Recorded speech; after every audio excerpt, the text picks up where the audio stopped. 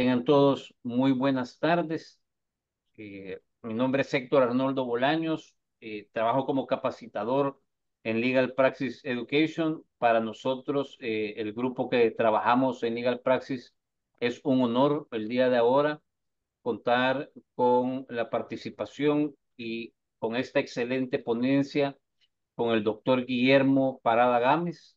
Él es un reconocido procesalista, vamos a decirlo, de los pocos que tiene el país, expertos en el derecho procesal, ¿verdad? Ha sido investigador y docente por más de 25 años, profesor universitario en pregrado y posgrado, ha escrito varias obras dedicadas precisamente al derecho procesal civil, a la oralidad, entre otros, pero además fue parte de la mesa o del grupo de, digámoslo, redacción del Código Procesal Civil y Mercantil. Cuenta con un doctorado por la Universidad de Barcelona y además de múltiples estudios. eh, Quizás lo más característico de él es su vocación docente de querer compartir con todos, ¿verdad? Eh, Le das arrastre. de querer compartir pues todo lo que en sus años de investigación ha ido produciendo. Y el día de ahora tenemos el enorme placer de contar con nosotros en esta excelente ponencia que para los que están inscritos en el diplomado que inicia el día de mañana en Derecho Procesal Civil y Mercantil, esta es la lección o la conferencia inaugural, ¿verdad? Así que damos la bienvenida al doctor Guillermo Parada Gámez para que nos deleite con su excelente ponencia. Adelante, doctor, bienvenido.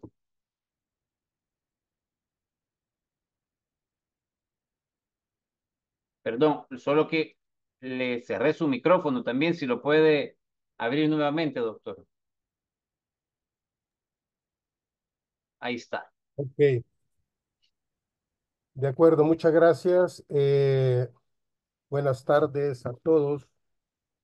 Agradezco a Legal Praxis Education por la invitación que se me ha hecho para participar como ponente inaugural en este diplomado en Derecho Procesal Civil y Mercantil. Aprovecho asimismo para felicitar a los participantes, ya que he tenido la oportunidad de conocer de cerca a cada uno de los distintos profesores que estarán con ustedes en las distintas jornadas. Y de verdad que me parece que todos son expertos en la materia, todos merecen mi respeto y admiración. Dicho esto, comienzo por comentarle que mi participación va a ser de tipo muy general, omnímoda, decir que abarcaré muchos rubros, porque nada más tiene por objeto dejarles mis impresiones acerca de la evolución del derecho procesal civil y mercantil en El Salvador, quizás comentarles un poco acerca de la reforma oral que vivimos hace algunos años y además los desafíos que a mi juicio enfrenta ahora mismo esta materia. Por eso es que mi participación la dividiré esencialmente en tres apartados, ¿no? Un poco la evolución, un poco la innovación y un poco el tema relativo a los desafíos. Entiendo que probablemente muchos de los que estamos ahora mismo acá presentes hemos logrado vivir esa transición del derecho procesal salvadoreño, eh, que se suscita desde la entrada en vigencia del Código Procesal Civil y Mercantil el 1 de julio del año 2010, y al mismo tiempo, pues, que el Código de Procedimientos Civiles, parcialmente derogado hasta ahora, quedó vigente por razones de ultraactividad procesal. Y esto nos sumergió de alguna manera en esa transición donde lo viejo no termina de morir y lo nuevo no termina de nacer, ¿no? Que nos llevó, y no hablo solo de los operadores de justicia, nosotros, sino que además de nuestros jueces, le llevó a estar aplicando un derecho procesal civil de manera bidireccional, ¿no? Por un lado, aplicando las normas de alguna forma arcaicas, decimonónicas muchas del Código de Procedimientos Civiles, que hasta este día todavía se sigue aplicando por razones de ultraactividad, como señalaba, y al mismo tiempo tener al lado derecho un código procesal civil y mercantil, perfectible obviamente, pero de avanzada, con un modelo procesal muy distinto al que traíamos hasta el 30 de junio del año 2010 y que a nuestro juicio, y por lo menos según mi saber y entender, eh, nos lleva o nos ha conducido hacia un procedimiento medianamente más justo. Las leyes no hacen magia, obviamente, depende mucho del operador, pero al final del día la herramienta pues sirve de mucho si está dotada o franqueada de esas herramientas que nos van permitiendo una mejor impartición de justicia. Por eso es que más allá de la mediana en la edad de cada uno de ustedes, que me permitiría conocer qué tanto supieron del Código de Procedimientos Civiles hasta hace 14 años que perdió vigencia, qué tanto han vivido las dos esferas o los dos ámbitos procesales diametralmente distintos, o quienes básicamente conocen solo lo que tenemos y el Código de Procedimientos Civiles pues es cosa del pasado, ¿verdad? Como no lo puedo saber, pues quiero hablar de esa evolución, luego de esas innovaciones, para luego plantearles lo que a mi juicio vendrían a ser estos desafíos. ¿Qué es lo que me interesa destacar de esta evolución del derecho procesal? Y no estoy hablando, en principio, exclusivamente del derecho procesal civil, que antes, por cierto, eran dos áreas, dos materias distintas dentro del derecho procesal. Habían jueces civiles y jueces mercantiles. Pues más allá de eso, quiero hablar del derecho procesal en general. Me gusta partir de la raíz, porque al final, pues todo tiene una conexión indubitable, ¿no? Yo siempre he dicho que aquí hay una fecha, bueno, hay tres fechas, pero la primera de ellas que marcó un antes y un después en este trayecto, en esta evolución del derecho procesal salvadoreño, y fue el año 1994, porque hasta ese año todos, absolutamente todos los procesos en El Salvador eran escritos. Podíamos encontrar por excepción algunas diligencias por ahí, como las diligencias o juicio conciliatorio que se le llamaba, que se erigía y sustanciaba ante la justicia de paz en aquel momento, pero más allá de eso, teníamos un proceso penal escrito, un proceso civil escrito, un proceso mercantil escrito, un proceso de familia que no existía como jurisdicción especial dotada de sustantividad propia, era un apéndice del derecho civil, pero teníamos igual un código de trabajo y otras áreas del derecho, todas vinculadas a un proceso escrito. De hecho, el Código de Procedimientos Civiles era lo más parecido al derecho procesal común del que echaba mano cualquier área del derecho para poder suplir los vacíos que cada una de ellas tenía dentro de su componente normativo a la hora de resolver. Pero ¿qué pasa en 1994? En 1994 se erige la jurisdicción familiar, se deroga el libro primero del Código Civil, que hasta entonces se llamaba Personas, donde se regulaba todo lo relativo a esas relaciones familiares, y se crea un código de familia y una ley procesal de familia, así como se crean los tribunales que iban a juzgar en esta materia. Si no me equivoco, cuatro en San Salvador y un tribunal de familia por cada departamento en el interior de la República. Se pensó muy bien porque se le quitó esa competencia a aquellos tribunales que tenían esa posibilidad de juzgar de manera multidisciplinaria, como lo son los juzgados de primera instancia, que aún tenemos en algunas localidades, y se crea un juzgado de familia por departamento para dejar a este tribunal toda la competencia relativa al mismo. Pero ¿qué fue lo importante, además de esa desmembración del derecho civil y la creación de la jurisdicción especializada en materia de familia? Lo especial fue que no solo se pensó en esa separación, sino que además se modificó el modelo procedimental a través del cual se iba a juzgar en esta materia. Hasta entonces era el juzgado de lo civil el competente para conocer de todas las relaciones familiares que existían entre las personas en general. Y estoy hablando problemas relativos a alimentos, a divorcios, etcétera. Pues entonces iba a ser un juez de familia. Pero lo novedoso procesalmente es que bajo un proceso, un procedimiento, mejor dicho, dotado de oralidad, basado en el sistema de oralidad. Es decir, el juez de familia iba a celebrar la audiencia preliminar, iba luego a celebrar una audiencia de sentencia, donde iba a recoger la prueba y donde iba a dar su fallo, iba a resolver la disputa que se estaba llevando a su conocimiento.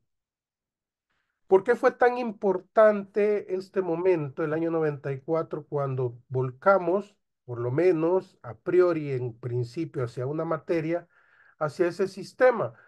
Porque no era un invento del código de familia, ni una idea superpensada del Salvador en materia procesal, no.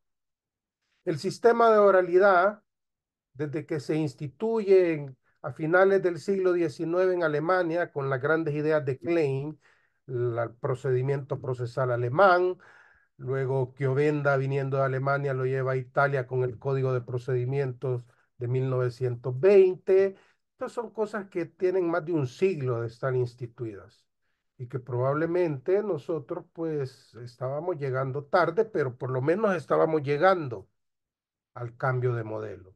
Un modelo que se había demostrado ya que era muchísimo mejor, conste entre paréntesis, ya dije que la ley tampoco magia no hace, también es necesaria la coadyuvancia de políticas judiciales, ya voy a hablar un poco de eso, que vayan de la mano con estas normas para que verdaderamente nos generen la utilidad y efectividad que esperamos. Pero por eso, volviendo al tema, fue importante este momento. ¿Qué más resulta una segunda fecha relevante dentro de esta evolución, este arrastre que traíamos todavía durante el siglo pasado, siglo XX? Pues el año 98. A mí me parece que esta es una segunda fecha que marca también un cambio importante dentro de esta evolución del derecho procesal, porque se modifica el sistema procesal penal. Se pasa de un sistema que venía desde los 70, escrito, con aquellas primeras diligencias de instrucción y luego una fase totalmente escrita, donde había un juez de paz y un juez penal resolviendo, distinto al modelo que tenemos ahora, donde está la acción de la fiscalía, donde está la intervención de la justicia de paz, donde está la intervención de un juez de instrucción, que culmina con un juez de sentencia, totalmente distinto a este modelo. Pues eso era lo que teníamos y que en el 98 da un giro. Damos una vuelta más al timón y ya no solo tenemos un sistema de familia, sino que traemos un sistema procesal penal ya basado en la oralidad, donde se van a celebrar audiencias, donde se potencia la transparencia, donde se potencia el contradictorio, la argumentación y contraargumentación, donde se potencia la celeridad y donde se espera el cumplimiento de una cantidad importante de principios. Y así marcamos ese hito, ese cambio en el año 98.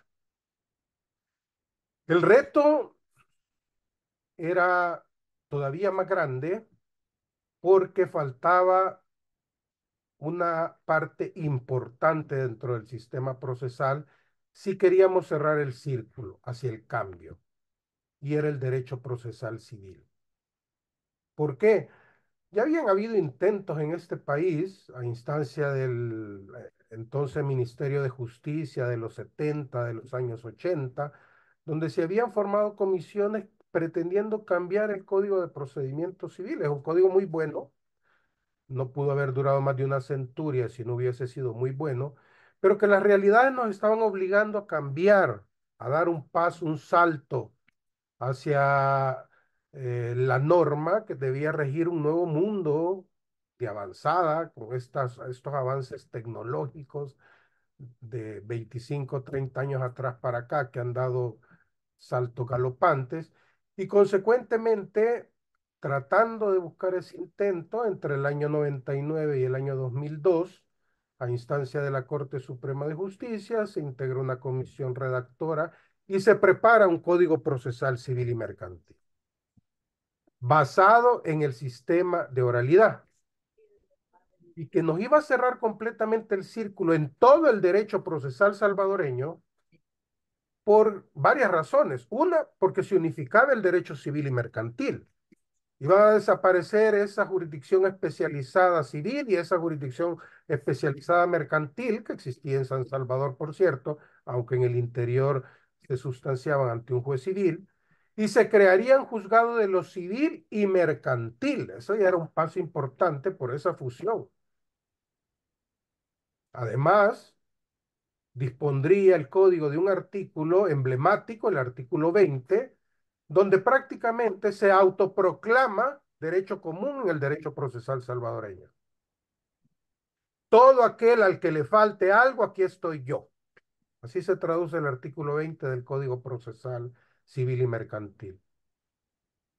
Amén de que por este tema de la integración y hetero y autointegración procesal, dependiendo de qué estemos hablando, las normas se encargan de referirse a él, ¿no? Vaya a revisar el artículo 602 del Código de Trabajo. En el derecho procesal laboral, mientras no haya un código que se decrete con sustantividad propia para el área, ahora mismo solo es un libro segundo del Código de Trabajo, ahí está el Código Procesal Civil y Mercantil. Vamos a la Ley Procesal de Familia en sus disposiciones finales, remisión al Código Procesal Civil y Mercantil. Y por si fuera poco, la norma procesal más joven que tenemos ahora mismo, la Ley de la Jurisdicción Contencioso Administrativo del año 2018, además de que copió todo el modelo procedimental, todo el Código Procesal Civil y Mercantil, hasta igual se llaman los procesos, al final hay una norma de remisión al Código Procesal Civil y Mercantil. Entonces, ¿qué significa esto? Significa que el cambio de la legislación decimonónica que traíamos iba a ser, como en verdad lo fue, trascendental. Fue así como en septiembre del año 2008 se aprueba el Código Procesal Civil y Mercantil, mismo que ha sufrido hasta la fecha 5 o 6 reformas, ninguna de fondo, pero sí ha sufrido algunas reformas probablemente cosméticas.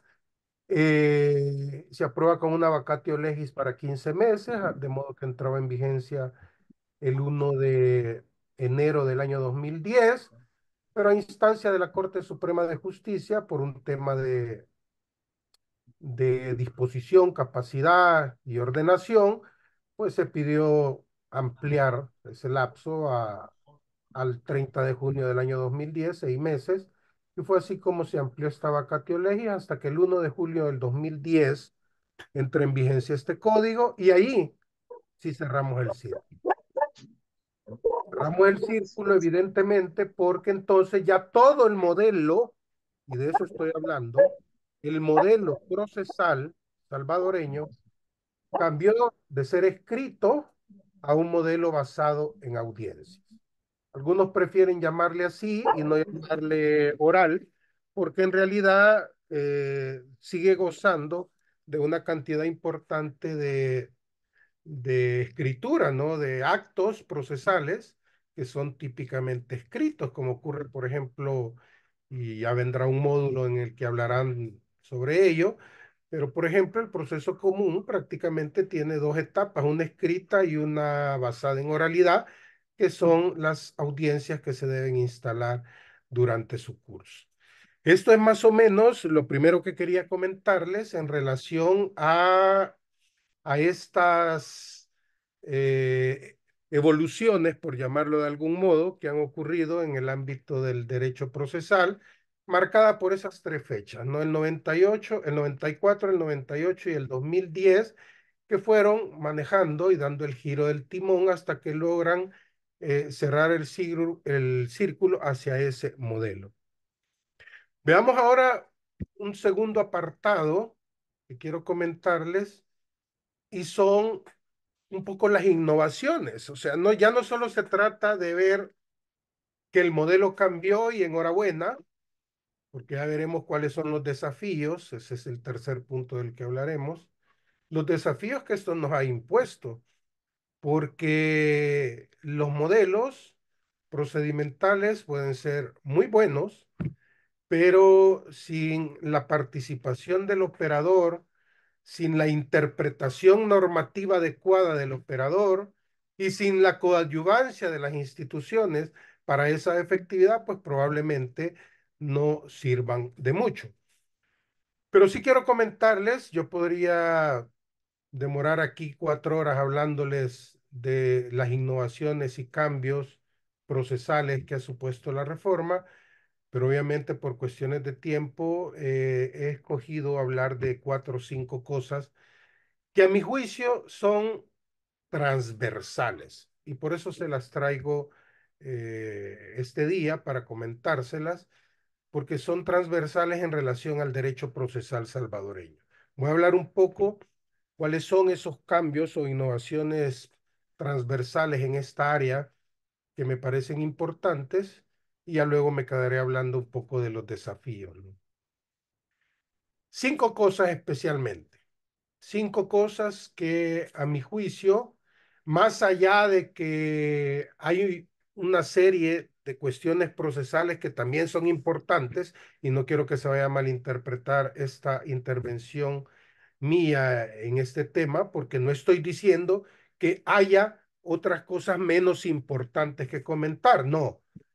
Lo que pasa es que es tanto que tuve que discriminar y ver de qué hablaba en tan corto tiempo. Usted me dirá, pero mire, ¿no es importante que ahora los plazos se computan en días hábiles y antes no? ¿Cómo no?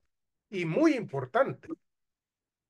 Pero eso lo podemos nosotros ir a revisar al código y no necesito que yo se los cuente aquí.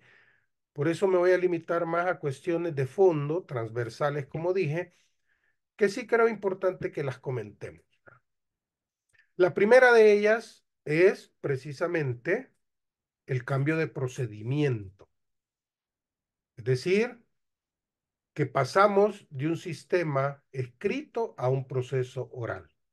Ese es el primer cambio transversal y significativo que quiero, que ya lo comenté, no me voy a detener mucho porque de él he venido hablando, pero sí quiero que quede por cuestiones didácticas en el orden de mis 5 prioridades sobre las que voy a comentar en relación a estas innovaciones. Y es tan importante, o ha sido tan importante el cambio, que algunos tribunales han tenido que hacer un esfuerzo interpretativo de acuerdo a su propia competencia y a la propia jurisdicción en la que imparten justicia por los principios informadores de cada área, para ver de qué manera aplican un código de avanzada como esta. Y se los digo puntualmente, materia laboral.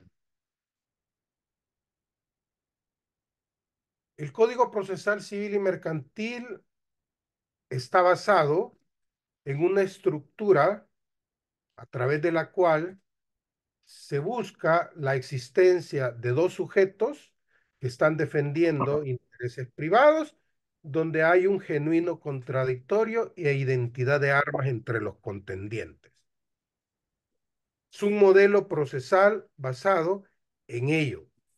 No tiene el carácter tuitivo que tiene el derecho procesal laboral y el derecho procesal familiar, ni el carácter público y la dimensión del derecho procesal penal, donde está presente la pretensión punitiva del Estado.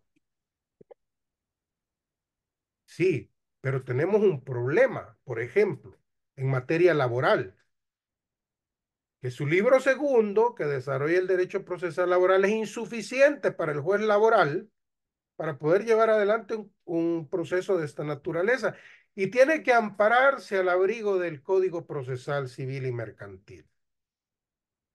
¿Cuál es el problema? Que cuando queremos hacer una cohesión, una sinergia normativa entre las normas del derecho procesal civil y las del derecho procesal laboral, muchas son incompatibles. Si no, pregúntese usted, cuando un juez de lo laboral va a interrogar a un testigo, ¿cómo lo hace? Lo hace conforme a las reglas del procedimiento civil anterior, donde el colaborador recibía la deposición y el testigo no podía ser interrogado por las partes, sino solo por el juez, y si las partes querían preguntarle, tenía que ser a intervención del juez tipo medium en una tercerización. Eso era lo que teníamos. Obviamente, ahora es un cómico arcaísmo, lo que teníamos. Ahora el Código Procesal Civil y Mercantil dice, no, interrogan las partes. El juez, si acaso, interviene para el aclaratorio por si tiene alguna duda, además de la moderación que debe hacer del mismo, ¿no? Me dice mi tío Marcos, no teníamos en el camino. En el año 2011 me contrata a mí USAID a través de un programa de cooperación internacional en El Salvador y me dice, Guillermo, necesitamos hacer un libro donde se pueda identificar cómo hacer llegar el Código Procesal Civil y Mercantil al ámbito laboral. Y preparamos un libro, escribimos un libro, que por cierto creo que nunca se publicó, pero sí fue inscrito, el ISBN y todo, lo recuerdo, pero se llamaba algo así, la aplicación del Código Procesal Civil y Mercantil al ámbito laboral, una propuesta hermenéutica. Me colaboró un laboralista y otro par de personas. E hice 5 capítulos en el libro, uno por libro, del Código Procesal Civil y Mercantil, y di mis propuestas. Lo que les quiero decir es que yo tuve que ir a entrevistar a cada uno de los jueces laborales, les estoy hablando hace más de 10 años, habrá sido el año 2012 probablemente, para ver su punto de vista. El Código Procesal Civil y Mercantil estaba muy, muy reciente. Su punto de vista sobre la aplicación del código al ámbito laboral. Eran 5 jueces y ninguno me contestó lo mismo. Los entrevisté por separado. Uno me decía, yo aplico el código calcado a lo que me falta en el laboral. Otro me decía, no, yo no lo puedo aplicar porque esos son intereses privados y el derecho laboral tiene principios distintos que informan su área, lo cual no es incorrecto. Me parece que el derecho laboral tiene un carácter excesivamente tuitivo, ¿no? Donde el Estado tiene una participación por la garantía de protección del trabajador. Venía un tercer juez y me decía, mire, yo lo aplico a media, en lo que sí, en lo que no. Venía otro y me decía, mire, yo algunas cosas, pero otras no, pero trato en la manera de lo posible. La cuestión es que ninguno de los jueces me dijo lo mismo. Ahí comprendí yo que el problema era serio, que había necesidad de unificar criterios sobre la forma de aplicabilidad del código a ámbitos tan especiales como el derecho laboral. Probablemente en materia de familia no haya habido el mismo problema, porque ya en materia de familia el área esta ya era un área troteada, ya le llevaba prácticamente 15 años al Código Procesal Civil y Mercantil, con su propia jurisdicción y su propio modelo. El Código de Trabajo siempre había vivido al amparo del de procedimientos y ahora le tocaba vivir al amparo del procesal civil.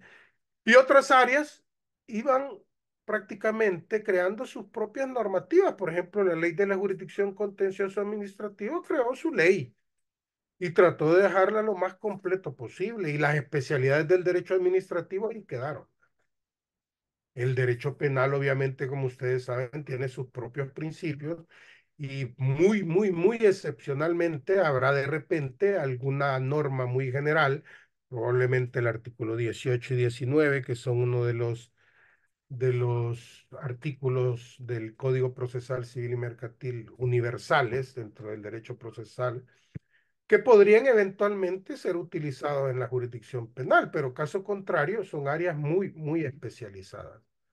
En consecuencia, fue un problema de repente, y creo que lo sigue siendo, mientras no se aprueben normas propias de las distintas áreas. De hecho, tengo conocimiento que hay un código procesal laboral ya elaborado en estudio, no sé si guardado de momento en la Asamblea Legislativa, pero ya hay una propuesta de reforma. Esta atomización del derecho procesal, como yo le he llamado por siempre, que se produjo a lo largo del siglo XX, se ve manifestado en la precisamente generación de estas distintas áreas. Si al principio del siglo XX nosotros solo teníamos dos cuerpos normativos en un solo código. Código de instrucción civil y criminal. Aquí solo existían dos áreas en el derecho, el civil y el penal. Del penal se desmembraban todas esas que ahora andan pululando por ahí y del civil también. El derecho laboral se resolvía como derecho civil, el derecho familiar como derecho civil, el derecho, todo esto mercantil como derecho civil. Claro, con el tiempo, ya después de la segunda, terminando la primera mitad del siglo XX, en los 60, que se crea la Ley de Procedimientos Constitucionales, se erige esta jurisdicción, sí, hay procesos que pertenecen a esta área, el amparo, el habeas corpus, el proceso inconstitucional. Y luego en los 70, miren, las relaciones de los comerciantes, societarios, títulos, valores, no, Código de Comercio, Ley de Procedimientos Mercantiles, no es civil. Luego que laboral, mire, los derechos de los trabajadores, remarcados en la Constitución del 50, retomados en la del 83, mire, hay que crear una jurisdicción laboral, el derecho del trabajador, código de trabajo y las normas procesales. Familia, sí, saquémosla del Código Civil y hay que erigir esta jurisdicción. Y así, esa es la atomización de la norma procesal cuando se va decantando hacia su especialización, de acuerdo, evidentemente, a las distintas áreas y a las necesidades que se van formando. Más allá de que yo siempre he sido un fiel creador de la autonomía del derecho procesal, ¿no? Yo siempre he creído que el derecho procesal tiene un carácter autónomo que debe gozar de sustantividad propia y que probablemente, como el ejemplo que tenemos de Uruguay, un código general del proceso nos podría venir bien, donde no necesitemos andar replicando en las distintas áreas lo que hay que hacer. Pero ese es un tema muy técnico, pero en materia estrictamente procesal. Lo segundo, que me parece a mí una innovación transversal del código, fue lo que se adujo en relación a la dirección y ordenación judicial. Yo que viví todos mis años de estudiante como colaborador judicial, fui resolutor del área civil cuando estaba en segundo año de derecho, ya resolvía yo procesos civiles en los juzgados. Fui secretario de un juzgado y me permitió eso, luego estuve en la corte, me permitió todo ese andamiaje ir viendo las necesidades que teníamos en el ámbito del derecho procesal civil y mercantil. Y algo que siempre me llamó la atención, y les cuento una vivencia, no es ni teoría ni que me lo han contado, es que siempre nuestros jueces y nuestros colaboradores le decían a los litigantes: cualquier cosa que quiera tiene que pedirla, porque en lo civil todo es a petición de parte. Me llamaba la atención que de repente llegaba un operador, un abogado, y le decía al secretario: mire, quería ver si ya puso la sentencia en este caso. Y le decía el secretario, fíjese que no, porque no me la ha pedido. Pues yo apenas era estudiante de tercer año de Derecho, pero me chocaba, ¿verdad? ¿Cómo que no me la ha pedido? Y no parece estar en los tribunales para poner la sentencia. Sí, pero había un artículo que yo sigo creyendo hasta hoy, el 1299 del Código de Procedimientos Civiles, que toda la vida fue mal interpretado, toda la vida, por todos, porque así decía. En lo civil todo es a petición de parte, pero había una coma ahí, decía, excepto todo aquello que sea consecuencia de lo anterior y que sirva para llevar adelante, lero, lero, lero, lero. Ese excepto era el que le daba la pauta para poder resolver el juez y dirigir el proceso como quisiera, pero no lo hacía, solo se quedaba hasta la coma. Y abanderado en esas 6 palabras, decía, si no me lo piden, no lo hago.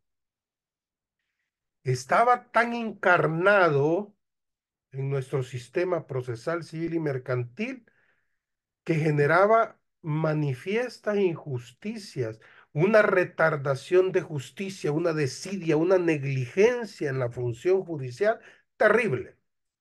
Pues eso lo vino a cortar de raíz la reforma procesal del año 2010.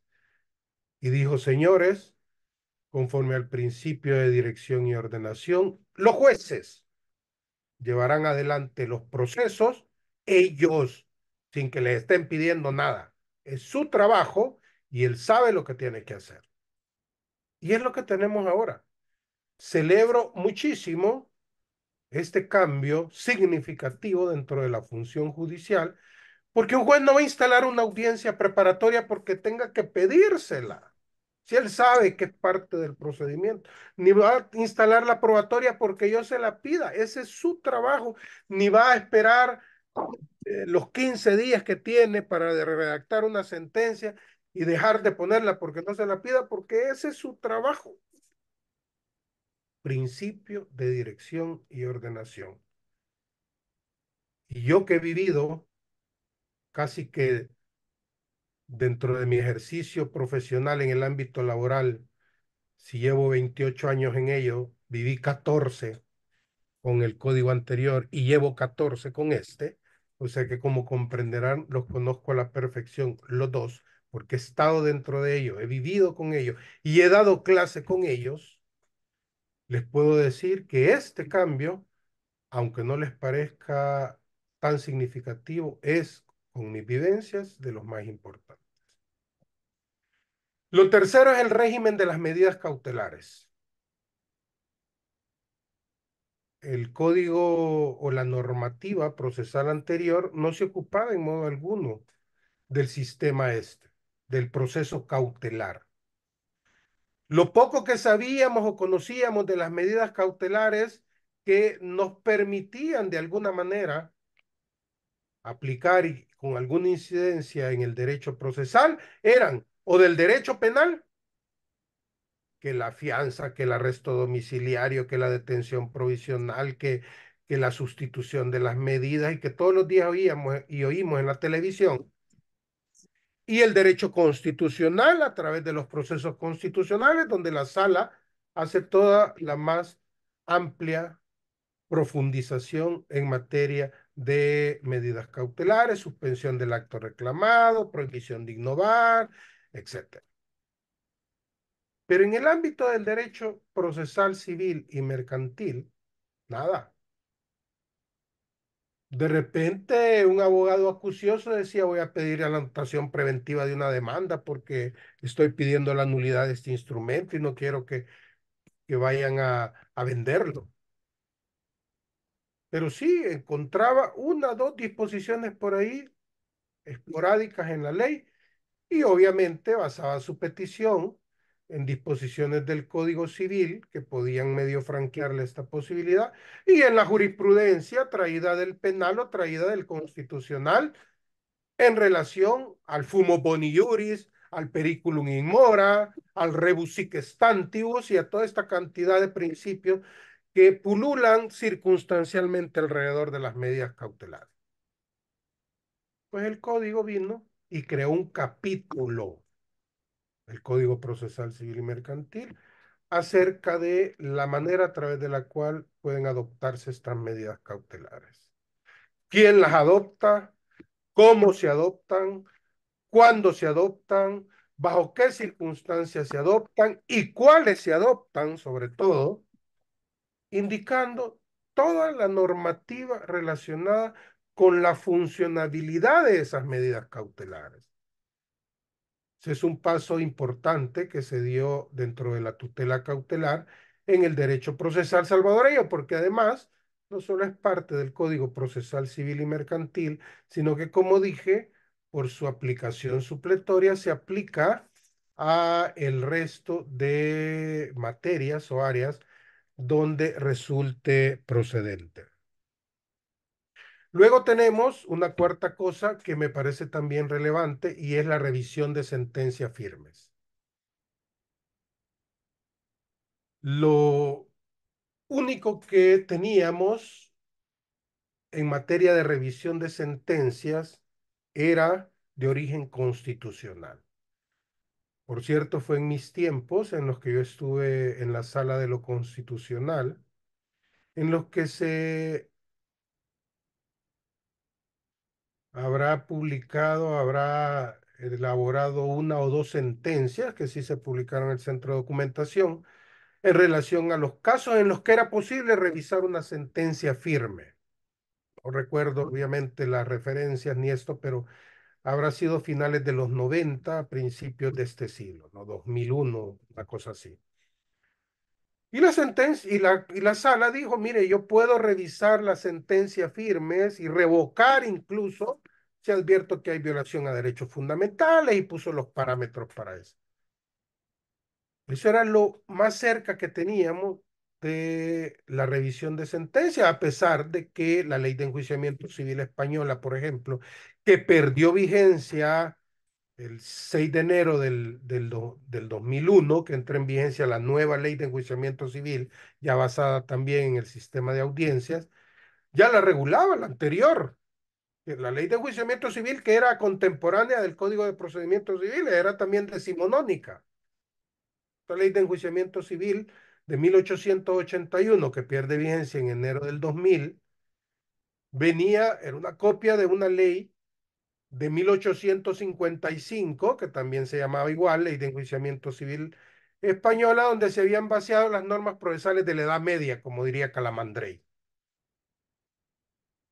Y ya estaba la revisión de sentencia firme en la ley esta de España, pero nosotros eso no lo copiamos, entonces no la teníamos.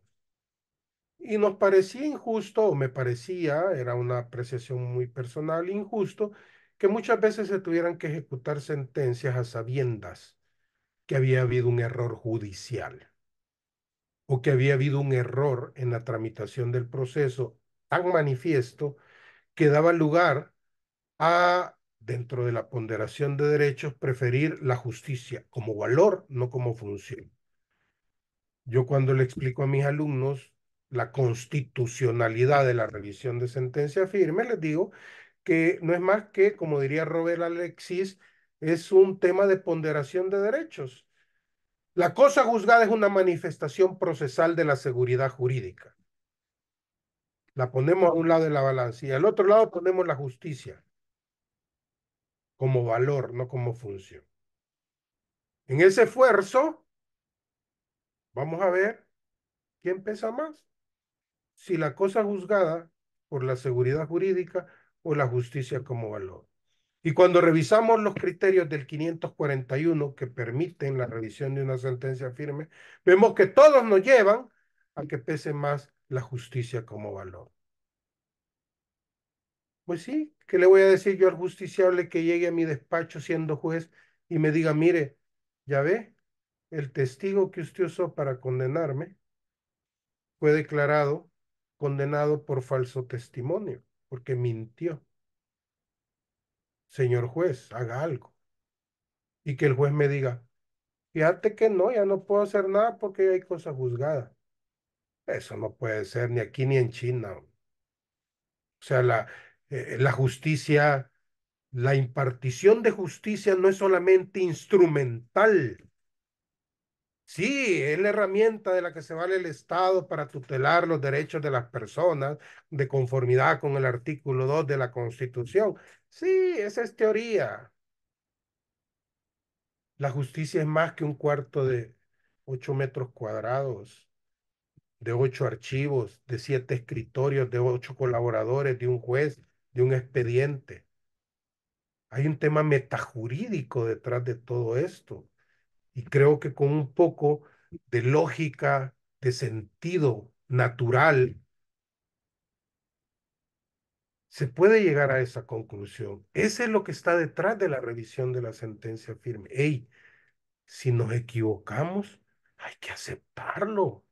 Claro, con algunos candados, por supuesto, porque no queremos abrir un agujero como el de Holanda que después se nos cree un dique y inundamos.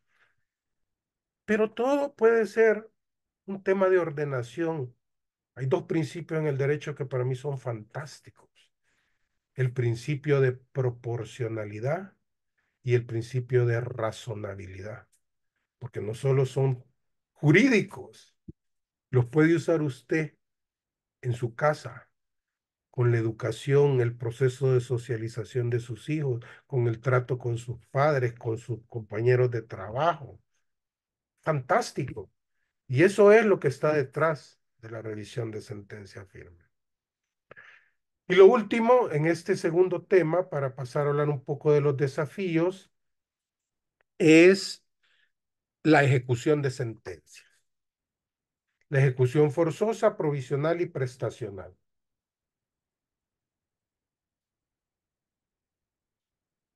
Otra deuda que nos tenía el código, que convivió con nosotros por años, el código de procedimiento, es que no se ocupaba de toda la regulación de la ejecución de sentencias.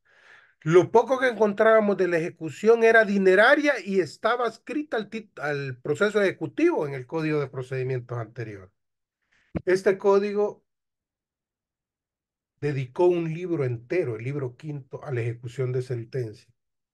Y una vez me tomé el trabajo de contar los artículos, no me acuerdo, y me salieron como 130, que constituía el 20% de todo el articulado, solo para tratar la ejecución de sentencias.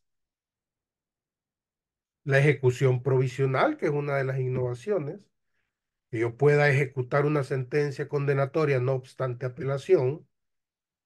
La ejecución prestacional, donde está la ejecución dineraria, donde está la ejecución por obligaciones de hacer, por obligaciones de no hacer, por obligaciones de dar algo que no sea dinero, e incluso, aunque por aquí hay algo que yo sugiero más adelante que podemos mejorar, la ejecución por obligaciones de declarar una voluntad.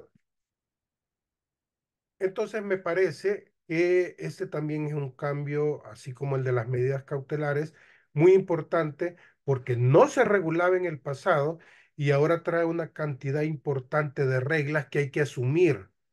Y enhorabuena, yo siempre he creído que la verdadera satisfacción de una pretensión, como diría Jaime Guas, no se da psicológicamente hablando con el dictado de la sentencia, sino que con el cumplimiento de la misma. ¿Por qué? Porque yo puedo dar saltos de alegría que condenen a mi demandado a que me pague los $1000 que me debe. Ya veremos si tiene con qué pagarlos. Porque si no, bien me vendrá de adorno la sentencia para enmarcarla y ponerla en la sala, porque nunca voy a recibir los $1000 que me debe. Sí es un primer buen paso obtener la sentencia estimatoria, obviamente, porque eso me lleva a o bien el cumplimiento voluntario o coactivo, pero todavía quedo dependiendo de la ejecución de esa sentencia, porque si el otro no tiene cómo pagar, voy a ver frustrado el cumplimiento de esa obligación. Entonces, la verdadera satisfacción psicológica y material, si se quiere, de mi pretensión se da a través de la ejecución. Y el código lo sabía y por eso le dedicó el 20% de su articulado a toda la estructura relacionada con ello, que pues podría hablar otra hora solo de la ejecución, pero que quiero avanzar un poco porque todavía nos falta el último punto. Voy a pasar ahora a hablar un poco sobre estos retos y desafíos del proceso civil y mercantil. Ya les conté un poco cómo evolucionamos en los últimos 30, 40 años en el derecho procesal, lo cual pues creo yo que nos resulta positivo, no cabe ninguna duda. Ya les conté un poco cuáles son las innovaciones, a mi juicio, transversales que prácticamente son ahora materia del derecho procesal en El Salvador y que conste, cuidado, no están exclusivamente referidas al derecho procesal civil y mercantil, sino que proyectan sus efectos colateralmente sobre las distintas áreas del derecho. ¿Pero a qué nos lleva esto, esta evolución, estas innovaciones? Pues nos lleva a retos, ¿no? A retos y desafíos que a mi juicio enfrenta el derecho procesal civil y mercantil vigente, ¿no? Y yo prácticamente reduzco a tres estos grandes desafíos o retos que enfrenta el derecho procesal civil y mercantil. Uno es la asunción del derecho a la protección jurisdiccional. Y ya voy a contar por qué creo yo que este es uno de los más importantes, porque tiene que ver con el justiciable, esencialmente. En segundo lugar, me parece que está un segundo desafío, que es la ejecución, cumplimiento de esa pronta justicia que exige la Constitución, ¿no? Esa pronta y cumplida justicia. Se está llevando a cabo, se está cumpliendo. El modelo procesal nos está llevando a eso, o estamos encontrando por ahí problemas a la hora de llevar adelante su estricto cumplimiento. Y un tercer punto que me parece importante que también consideremos es la posibilidad de que se realice un estudio nomotético del Código Procesal Civil y Mercantil. ¿A qué me refiero con este estudio nomotético? Me refiero a la revisión. Recuerdo que en el pasado se hablaban de los nomotetas, que eran personeros que se encargaban de revisar anualmente, en el derecho romano, revisar anualmente las normativas para actualizarlas, reformarlas, modificarlas de acuerdo a las necesidades galopantes de la sociedad en avanzada. Y creo que a veces eso nos ha faltado, y no solo en el derecho procesal civil y mercantil. Ya dije que he contado alrededor de 5 o 6 reformas, cosméticas casi todas. Bueno, probablemente las últimas relativas a las audiencias virtuales no sean tan cosméticas, pero sí no son trascendentales en relación a probablemente algunos cambios que necesite el código. Quiero hablar de esas tres cosas: la asunción del derecho a la protección, la ejecución de esta pronta y cumplida justicia y el estudio nomotético del código, que creo yo que nos vendría bien a estas alturas, a 14 años de la vigencia del Código Procesal Civil y Mercantil. En relación a lo primero, pues varias cosas. Uno, ¿qué es el derecho a la protección? Primero, perdón, en, en un minuto les resumo esto. El derecho a la protección jurisdiccional no es un concepto que se ha inventado el Código Procesal Civil y Mercantil en el artículo 1. El epígrafe del artículo 1 así le denomina y establece un par de ideas de su contenido esencial. El derecho a la protección jurisdiccional es un concepto que se acuñó 15 años antes de la vigencia del Código Procesal Civil y Mercantil en los años 90.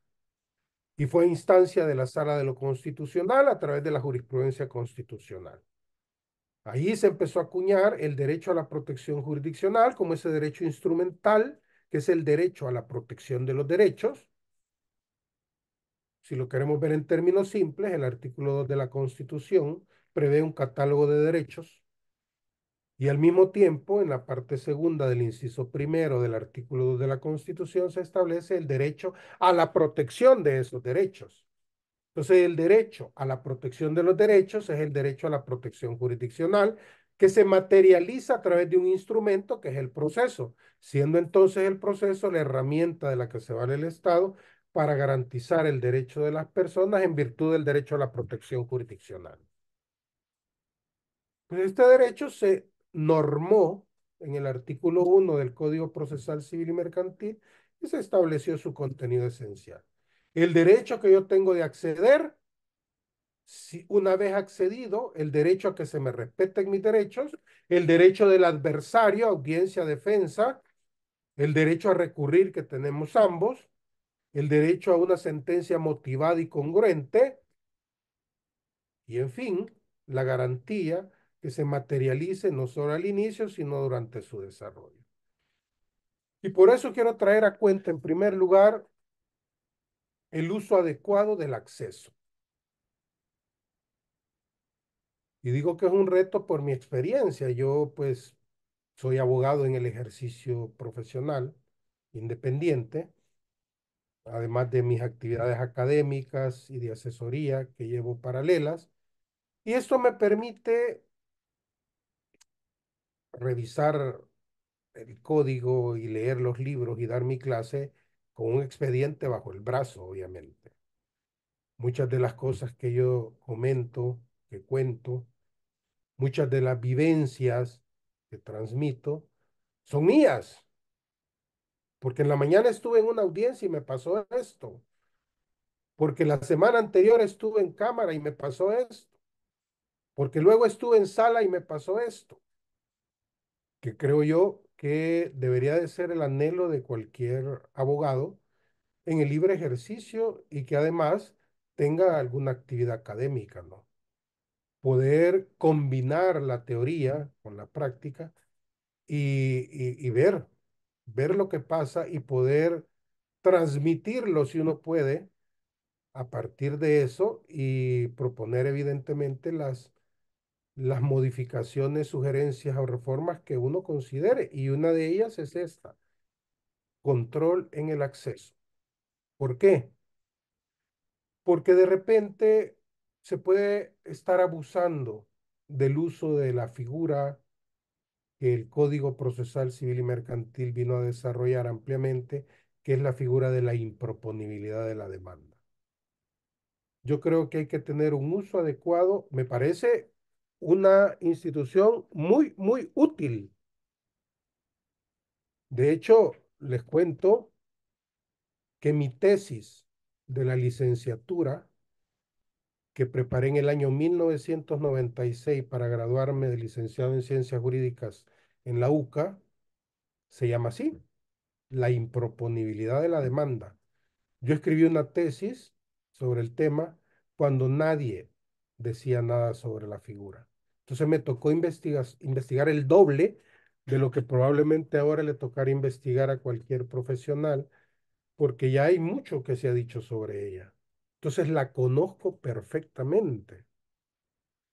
El problema es que de repente podemos estar haciendo mal uso de ella. La improponibilidad es una manifestación contralora de la actividad jurisdiccional, pero que debería de utilizarse de manera excepcional, de manera razonada, limitada, y específicamente para aquellos casos en los que existe una certeza de que la pretensión que se deduce no puede ser juzgada, porque ante la existencia de una duda razonable sobre esa posibilidad de ser juzgada, hay que admitir. En caso de duda, admita, porque lo peor que le puede pasar a un juzgador es que tenga duda y rechace y que luego se dé cuenta que se equivocó, porque de ahí podría estar afectando el derecho a la protección jurisdiccional. Entonces, y esto también un poco para los abogados, ¿no? En el manejo de recursos y cómo se lleva adelante esta actividad judicial a partir de figuras de este tipo. Lo segundo, dentro de este derecho a la protección, es el control durante el desarrollo del proceso, donde entra la garantía de audiencia, defensa, contradicción, etcétera. Es un reto, creo yo, para la administración de justicia en cumplimiento de este derecho a la protección jurisdiccional, que además de brindar el acceso, durante el desarrollo se vayan cumpliendo las garantías mínimas que se requieren o exigen. La palabra debido proceso, a mí me parece, aunque esté en la Constitución, me parece un poco vaga, ¿no? Decir debido proceso es como decir ley justa, que son expresiones que hacen sentido, que sabemos su contenido, pero que no extraemos el contenido esencial a partir de su conceptualización.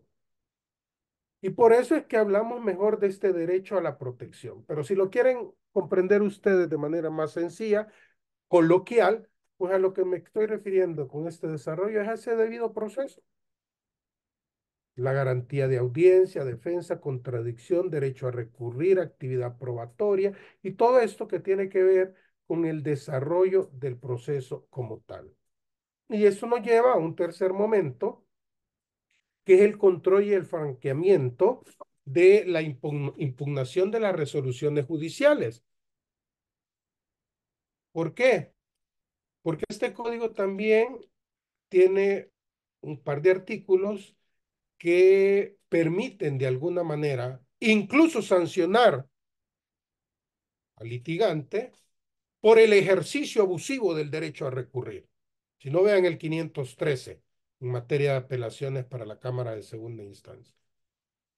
Tampoco quiero satanizar este tipo de disposiciones, porque yo creo que las normas son, por regla general, heteroaplicativas. Es decir, ellas, por sí solas, son inocuas, inofensivas. Si lo que las vuelve ofensivas es la aplicación e interpretación que de ellas se hagan cuando se nos aplica. Sí, ahí vienen todos los criterios y las normas interpretativas que conocemos y la interpretación conforme a la Constitución, etc. Entonces no quiero satanizar la norma, pero sí llamado a que este tipo de disposiciones deberían de interpretarse también restrictivamente, porque ya no solo estamos hablando del acceso y el desarrollo, sino del derecho a la revista de la causa, que también es un derecho fundamental, a través del derecho a recurrir. Cuando una demanda es admitida, dice el código, se produce la litispendencia.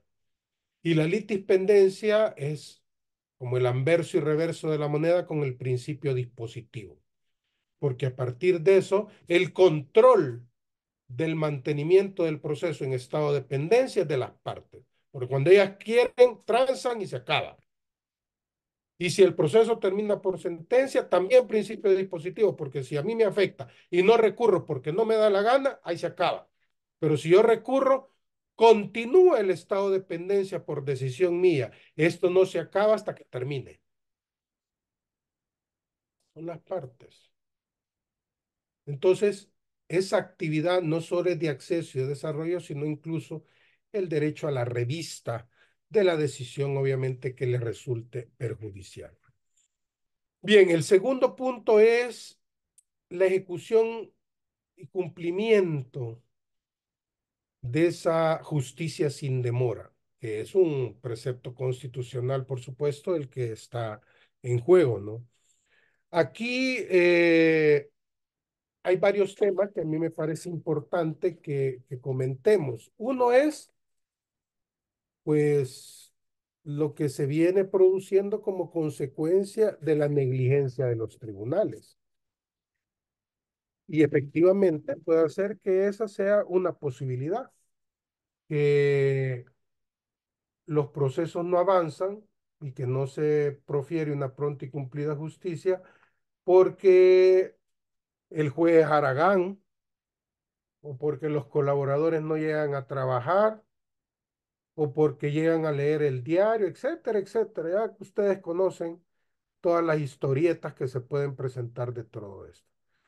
Pero yo aquí no me quiero referir a eso.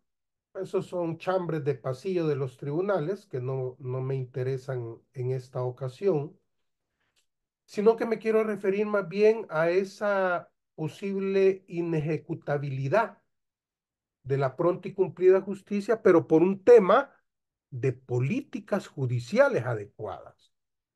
Y por eso hablo de los retos y desafíos.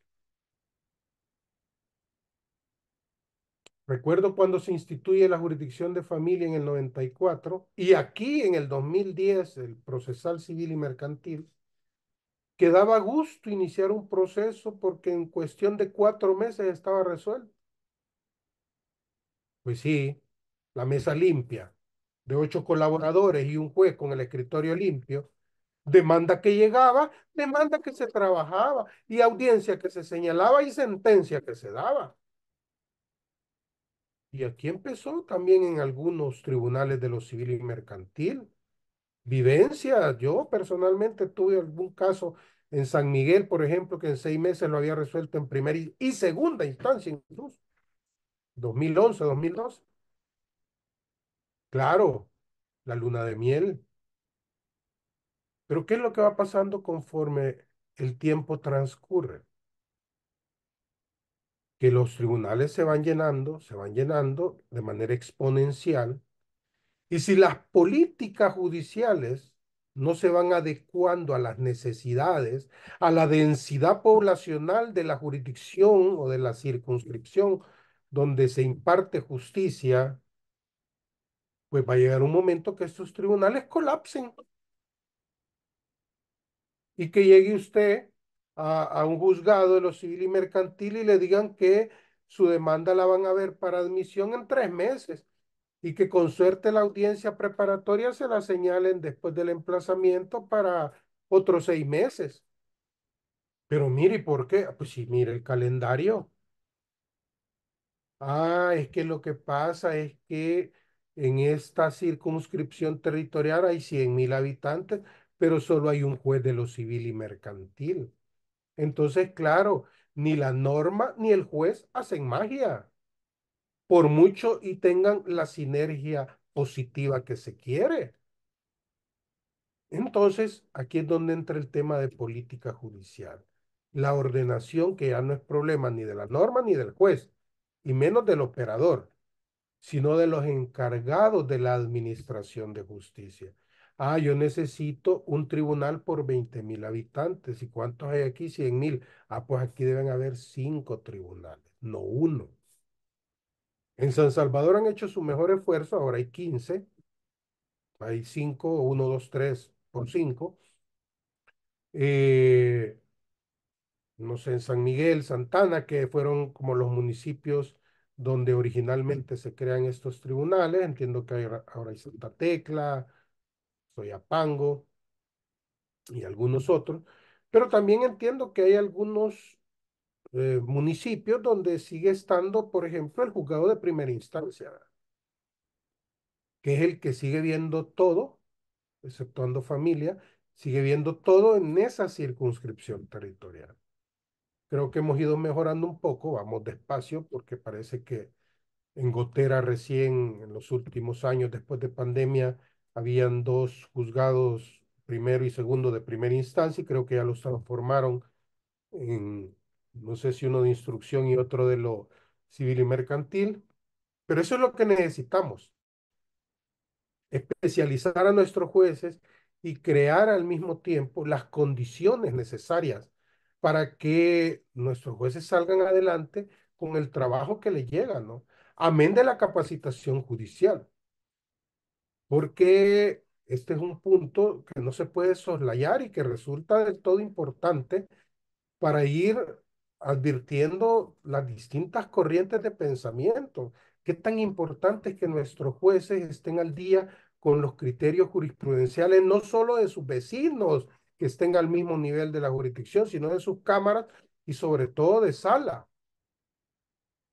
Yo recuerdo que en algún momento nuestros jueces civiles y mercantiles hicieron su mejor esfuerzo, iniciada la vigencia del código, por reunirse un día de la semana y compartir, qué bueno eso, yo lo felicité tanto, compartir entre ellos sus casos, las novedades que advertían, cómo las resolvían.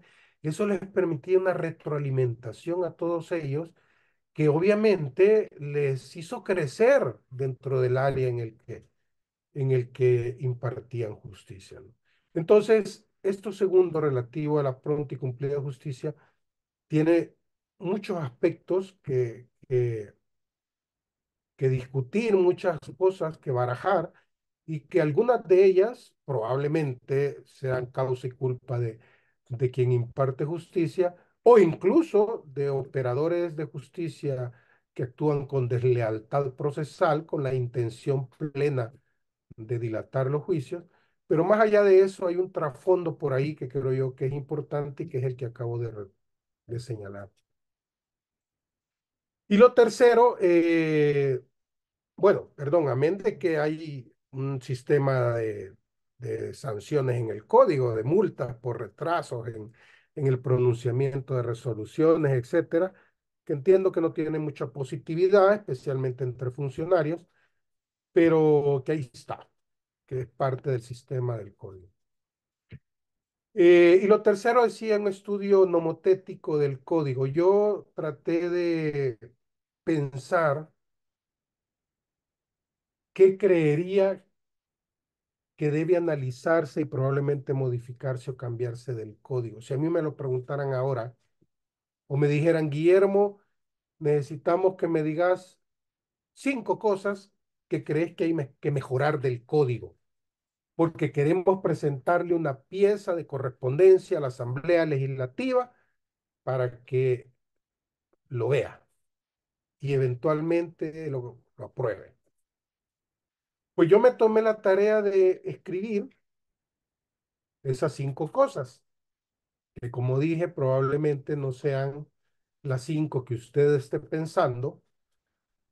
Probablemente cada quien lleva agua para su molino y lo piensa en función de su vivencia o de sus necesidades, aunque yo traté de ser lo más objetivo posible.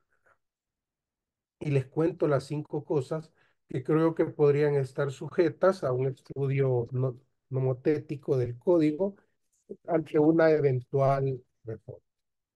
Lo primero es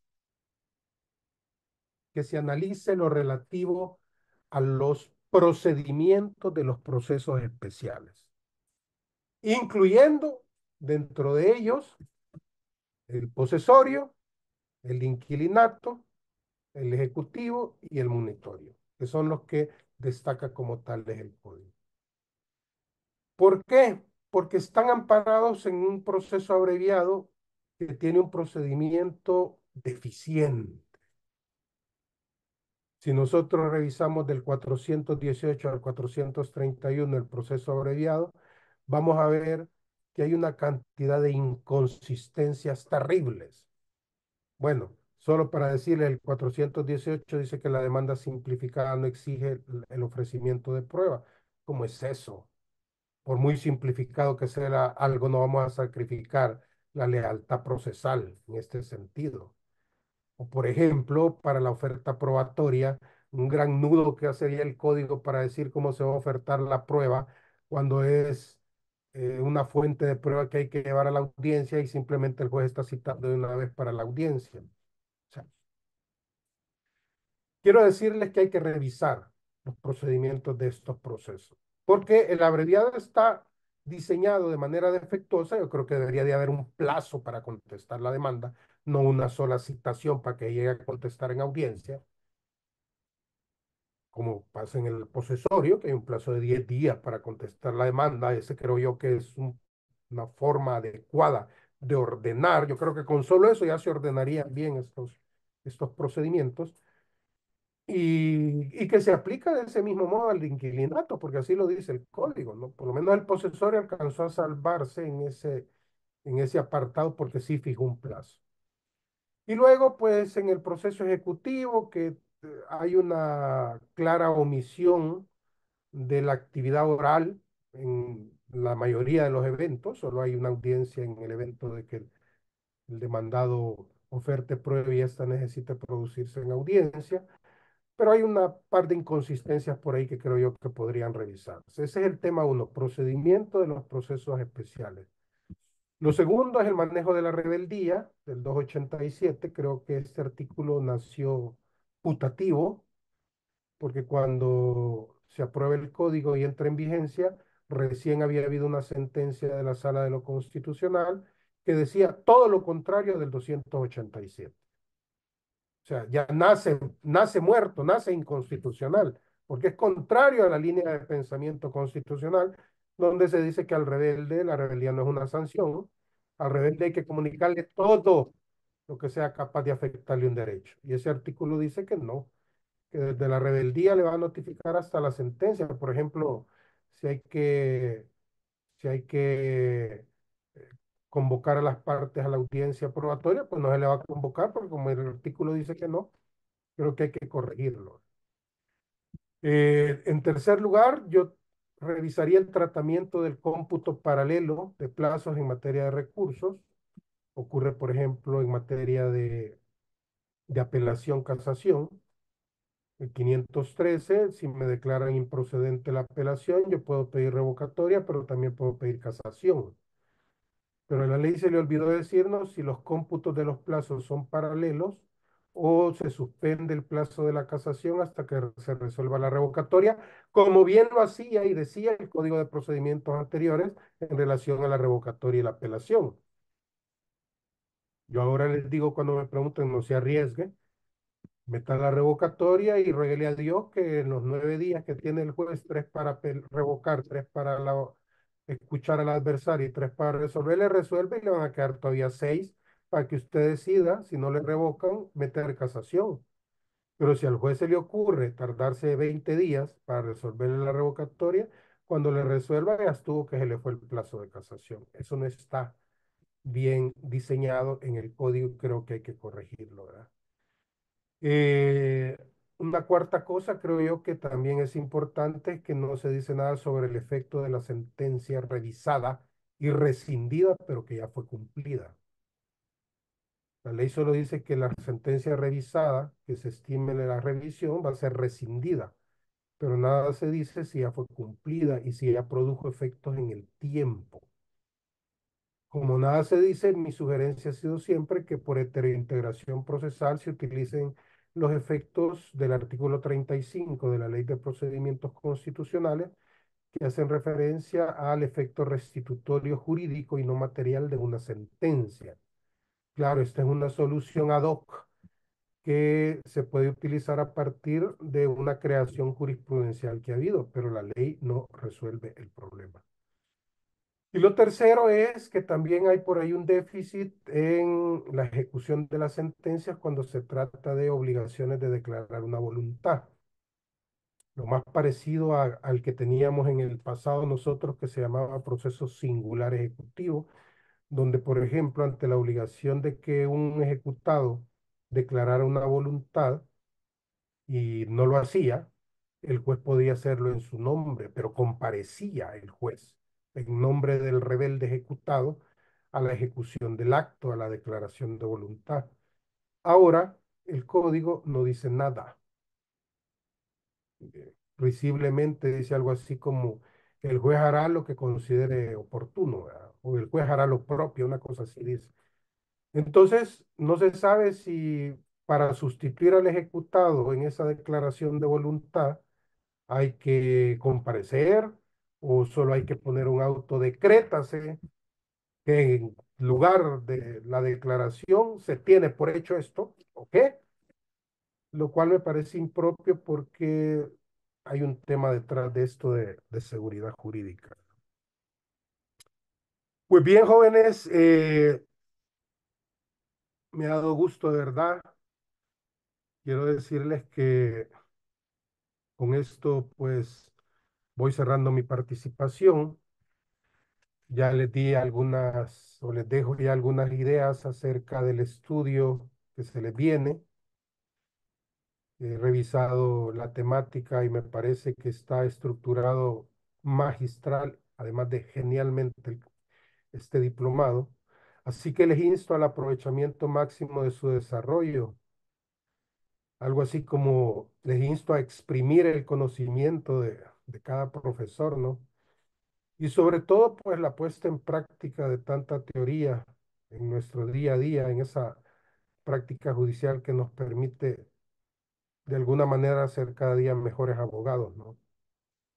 Así pues, jóvenes, yo pues doy por inaugurado este diplomado y les agradezco a todos su compañía impersonal, pero compañía al fin, ¿verdad?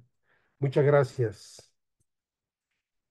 Muy amable, doctor, muchas gracias. Ha sido, como su título lo decía, una conferencia realmente magistral, ¿verdad? Incluso los que tenemos ya varios años en esto, ¿verdad? Nos ha parecido muy innovadora su ponencia, también las tres, digamos, recomendaciones o 5 puntos finales.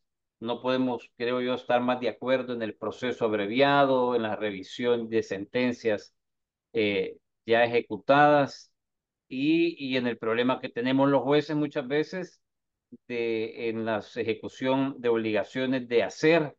No tenemos esa facilidad que nos permitía antes el Código de Procedimientos Civiles, que claramente nos daba la facultad para poderlo realizar. Tal vez un par de preguntas, porque yo sé que por su tiempo es difícil, pero últimamente he estado como que vuelve un poco el debate sobre el código, si se inclina más a a qué corriente del derecho procesal, si se inclina más a un activismo, ¿verdad? De alguna manera donde se pondere, mejor, como usted bien lo dijo, eh, el hecho de la justicia, ¿verdad? Eh, o un garantismo donde se asegure más quizás la seguridad jurídica, las etapas del proceso, porque acabamos de estar con algunas personas que nos han invitado al Instituto Panamericano de Derecho Procesal y fue muy enfática en decir nosotros somos de índole garantista. Pero estuve anotando en varias de sus intervenciones la importancia de la interpretación del juez, que la norma por la norma no nos va a resolver los problemas, ¿verdad? Sino que la formación que el juez pueda tener en las diferentes corrientes del pensamiento jurídico. Yo agregaría ahí también los abogados, por supuesto.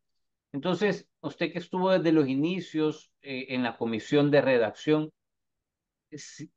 ¿hacia dónde se inclinaba más el código en sus inicios? ¿A qué corriente cree usted que si es que la había o si definitivamente está muy amalgamada ambas corrientes del pensamiento, ¿verdad?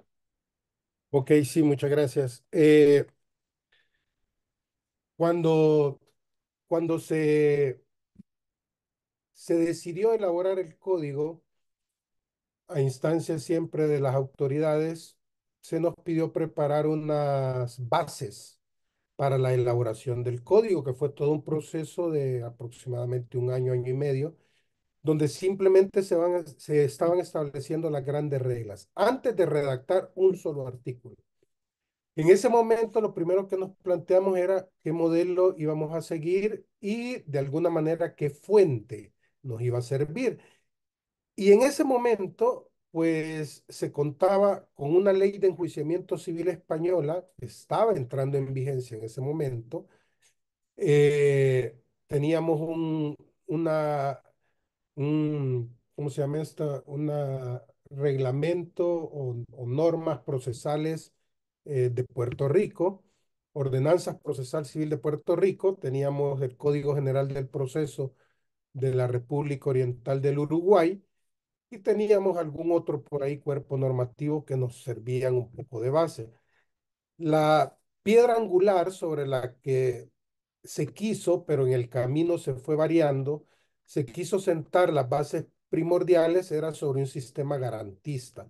Veníamos nosotros de Veníamos de una escuela, porque la mitad de los que estábamos en la comisión éramos en ese momento colaboradores de la Sala de lo Constitucional, estábamos impregnados de esa parte dogmática de la Constitución y nuestra intención iba por ahí. Tan es así que los primeros 15 artículos del código, todos hacen referencia a los principios que informan el derecho procesal civil, donde encontramos algunos de índole y raigambre estrictamente constitucional, como la legalidad, la igualdad y otros, ¿no?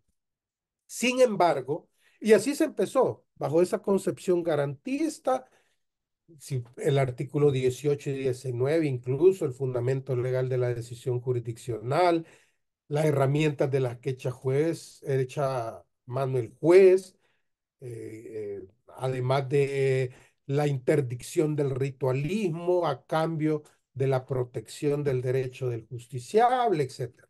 Esa era la línea, obviamente, que nos marcó desde un inicio, pero, y esto era lo que creo yo que es importante que descubramos, por el modelo que se estaba presentando y que en muchos sistemas como el norteamericano conducen a la activación de un juez espectador, nosotros podemos evidenciar dentro del sistema procesal tres tipos de jueces. El juez dictador, que es el excesivamente garantista, el juez espectador, que es el excesivamente activista, y el juez director, donde la relación procesal es triangular entre las partes y entre las partes y el juez. No solo entre las partes como el espectador, ni solo entre las partes y el juez como el dictador.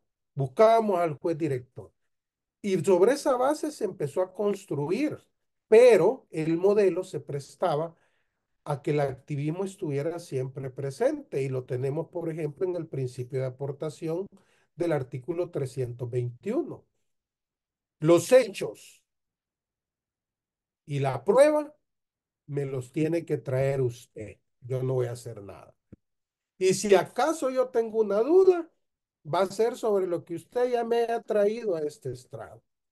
Entonces, en el camino, como que se fue creando una especie de amalgama, más allá de que la intención garantista subyacga detrás de todo, pero se fue creando una amalgama alrededor de la necesidad de esa actividad de los sujetos a instancia suya y donde el juez no tiene más que hacer que esperar, siempre y cuando obviamente se respete lo que circunstancialmente está alrededor de esos derechos o de lo que debe respetar de las partes. Entonces, yo creo que el principio fue por ahí, pero por el modelo y en el camino, pues se han ido como configurando otra serie de normas que podrían a cualquiera decirle o hacerle pensar que es más activista. Por ejemplo, si yo le pregunto a un juez laboral, a un juez de familia, de acuerdo a su función judicial, le va a decir que el código está orientando desde una perspectiva activista,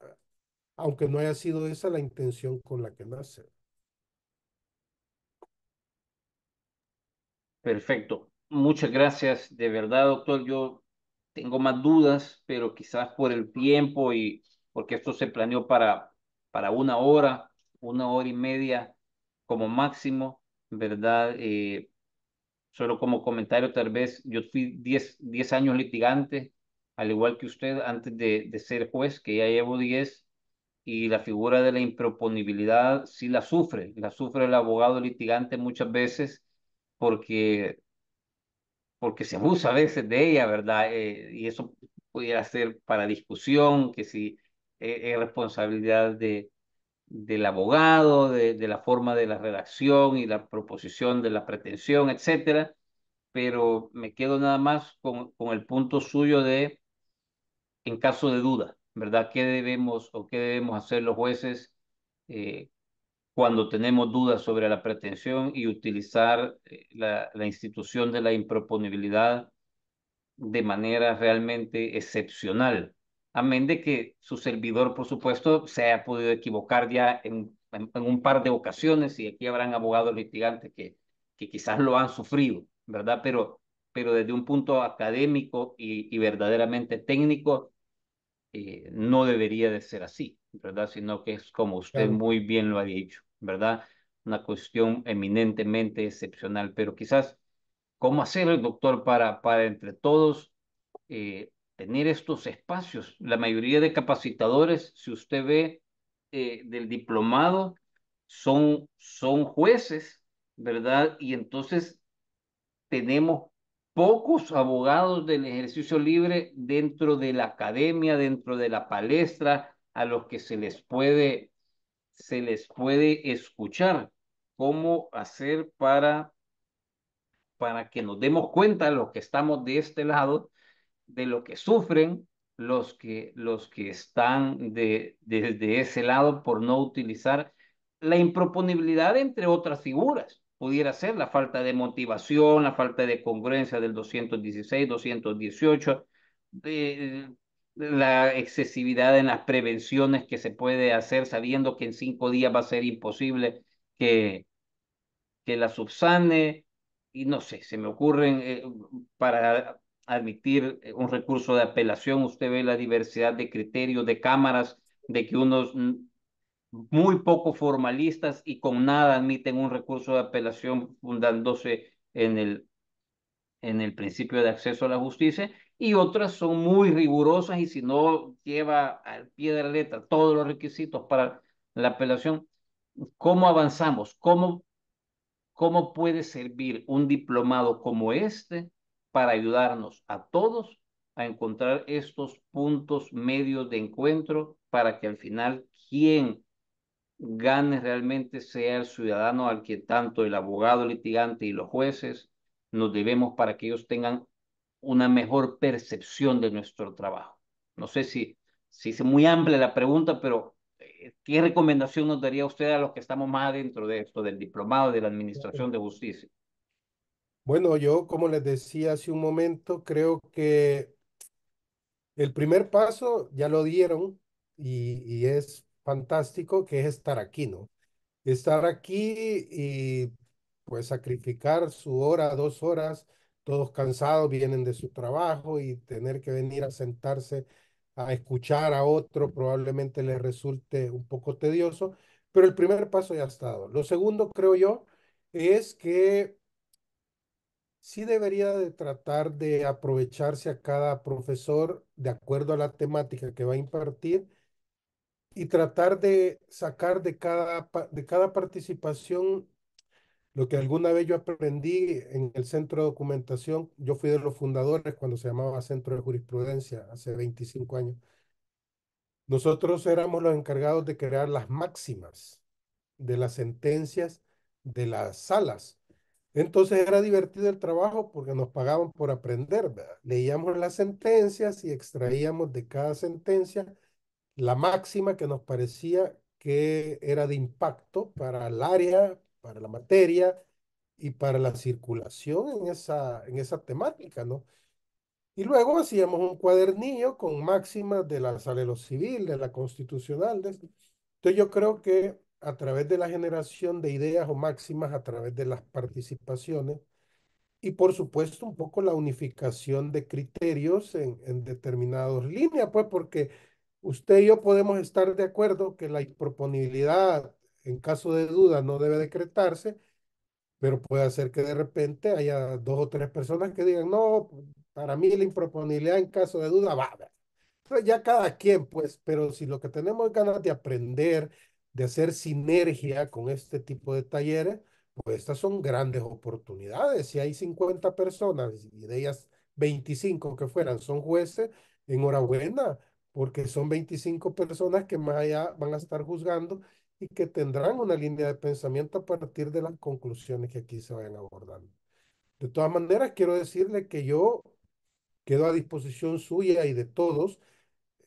Paso de repente muy ocupado, tengo clases todas las tardes. Hoy, como usted sabe, no asistí a mi clase en la universidad porque tenía este compromiso, pero pues algún conversatorio, un desayuno, yo con gusto, sí, informalmente y en lo que pueda yo darles alguna sugerencia, guía, luz, pues estoy para eso. Ya ve que como usted dijo al inicio, me gustó mucho. Yo hago muchas de estas cosas por vocación y creo que es la verdad, ¿verdad? Así es.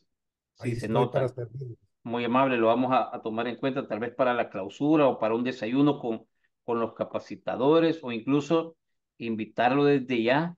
Igual que todos los capacitadores vamos a tener acceso a las sesiones de los demás, porque todos podemos como ir aprendiendo de los criterios. A veces el que da clase o los que damos clase creemos que ya no podemos aprender de los demás y de repente estamos 1 o 2 horas oyendo a cualquiera de los Cristian Palacios de la Sala de lo Civil, por ejemplo, un muchacho muy joven, pero muy experto en casación que da gusto escucharlo. ¿verdad? Que va a ser uno de los ponentes. Entonces, por supuesto que está invitado, doctor, a todas las ponencias, ¿verdad? Las que usted quiere ingresar, le vamos a dar acceso ilimitado, pero por supuesto a la clausura, que esperamos hacer un congreso ya presencial, eh, para que podamos discutir y quizás conocernos un poco mejor ya de manera física y no solo virtual. Agradecerle de verdad de parte de Legal Praxis, pero sobre todo del gremio jurídico por esa vocación de servicio que usted muestra y con la que ya tantos años lleva compartiendo sus horas de desvelo y de aprendizaje, ¿verdad? Y resumiéndolo para todos nosotros, para tantos. Así que muchas gracias de verdad y que Dios le bendiga mucho. Muchas gracias, saludos a todos y estoy a la orden y me quedo pendiente porque sí me interesa el tema de acceder de acuerdo a mis disponibilidades a algunas conferencias y por supuesto los acompaño en la clausura. Con gusto, con gusto. Para los que quieran acompañarnos, voy a dar 5 minutos ahorita nada más, información para el diplomado, ¿verdad? Para los que no lo tienen muy claro, los temas, los capacitadores. Entonces, no es obligación que se queden, ¿verdad? Lo importante era la conferencia magistral del doctor, pero alguno pueda estar interesado que no está inscrito o que solo se ha inscrito al primer módulo. Entonces, me han pedido que dé esta información, ¿verdad? Agradecerle nuevamente, doctor, puede quedarse obviamente con gusto, pero si por su horario tiene que retirarse, lo entendemos también. Yo le voy a robar 5 minutos más a los participantes, nada más, ¿verdad? Muchas gracias. Yo sí me voy a tener que retirar, quedo a sus órdenes y quedamos pendientes. Gracias a todos. Un placer. Gracias, doctor. Muy amable, muy fino. Le voy a compartir entonces yo muy rápidamente eh, información del diplomado, porque todavía algunos siguen preguntando, ¿verdad? Perdón que tenga este PDF, pero me pareció lo más práctico, ¿verdad? Comenzamos el día de mañana. Enfatizar que son 5 módulos, pero además de los 5 módulos, hay 5 cursos complementarios. Son en total 10 temas. El diplomado no es largo, ¿verdad? Hoy estamos acostumbrados a que todo sea un poco más rápido, entonces el diplomado dura 4 meses, nada más. Son sesiones martes, miércoles y jueves, a esta misma hora, de 6 a 8 de la noche. El primer tema con el que iniciamos mañana es el proceso declarativo común, demanda, contestación, obviamente, pero lo de la improponibilidad que estábamos hablando, reconvención, audiencia preparatoria, audiencia probatoria, ¿verdad? Consejos prácticos, jurisprudencia al respecto. Luego, eso va a estar a cargo del doctor José Antonio Martínez, un eminente profesor en Derecho Procesal, también por más de 25 años y abogado litigante. Entonces eso enriquece porque como acabamos de hablar, no solo es el punto de vista del juzgador, sino que de un litigante que, que se puede también de memoria el código, pero que además vive y sufre todas las vivencias de los tribunales a diario. El segundo módulo, aunque ahí se diga la prueba muy general, es como todos los medios de prueba y sobre todo aquellos más avanzados de la tecnología, los WhatsApps, toda la jurisprudencia actual, derecho comparado. La maestra Judith Maza acaba de estar en un curso sobre la prueba con Jordi Farrer en la escuela de Girona y traje todas esas innovaciones de lo que se está hablando sobre la prueba a nivel mundial en esta escuela muy prestigiosa. Entonces ella pidió concretamente este tema, sé que lo vamos a disfrutar mucho. El tercer tema, algo de lo que habló nuestro ponente el día de ahora, es sobre los procesos especiales. Pretendemos ver lo más importante del proceso ejecutivo, del proceso de inquilinato, recomendaciones, sentencias últimas de sala, el proceso posesorio, ¿verdad? Por eso tenemos a un juez del oriente del país, que es donde más se dan los procesos posesorios, algo que pasa muy poco en la zona occidental y central, pero mucho en la zona oriental y por supuesto los procesos monitorios. Módulo cuarto sería la ejecución forzosa de sentencias. Eh, Acá vamos a tener también al maestro doctor José Miguel Lemus Escobar, experto en el tema, que lleva años dando esto a los jueces en la Escuela de Capacitación Judicial y en otras asociaciones de abogados, y ha escrito, y sobre todo que sí tiene sentencias de sala que han recaído favorablemente, entiendo yo, en sentencias que él mismo o resoluciones que él mismo ha dictado sobre este tema. Entonces conoce de primera mano no solo su criterio, sino el criterio de la Cámara, el criterio de la sala, y entonces tiene muy buenas sentencias actuales que nos pueda compartir, además de todo el desarrollo práctico de un tema tan importante como es la ejecución forzosa. Para concluir, con los medios de impugnación judicial, yo estuve preguntando quién había investigado la apelación muy bien. Entonces, el maestro Samuel Lizama es alguien que tiene un estudio muy profundo de, del recurso de apelación. Él pasa muy ocupado, es una persona muy académica, muy técnica, magistrado de cámara que tuvo a bien concedernos su disponibilidad para dar el tema tanto de revocatoria como de apelación, para concluir el tema de casación y en la revisión de sentencias firmes, como lo acabamos de escuchar del doctor, del maestro Cristian Palacios, quien está en la sala y quien tiene 40 artículos sobre la casación, es el que tiene de primera mano las pocas sentencias de sala de lo civil sobre la revisión de sentencias firmes. Entonces creo que hemos encontrado o luchado por encontrar a los mejores exponentes, expertos en su tema concreto, ¿verdad?